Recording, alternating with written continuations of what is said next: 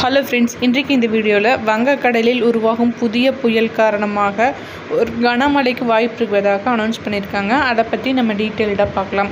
வங்கக்கடலில் ரீமைல் புயல் உருவாகி வருகிறது. தமிழ்நாட்டில் கோடை காலத்திற்கு இடையே கடுமையாக மழை பெய்து வருகிறது. அதன்படி 3 நாட்களுக்கு கனமழைக்கான எச்சரிக்கை தமிழ்நாட்டுக்கு விடப்பட்டு உள்ளது.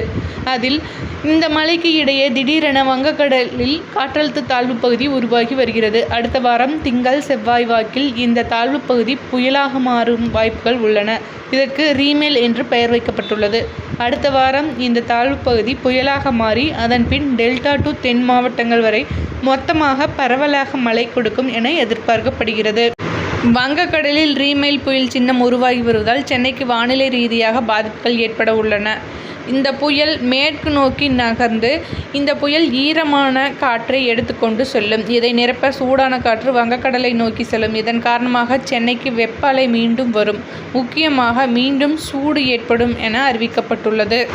ரீமைல் புயல் எச்சரிக்கை காரணமாக சென்னை, நாகை, தூத்துக்குடி உள்ளிட்ட துறைமுகங்களில் 1ஆம் எண் புயல் எச்சரிக்கை கூண்டு ஏற்றப்பட்டுள்ளது.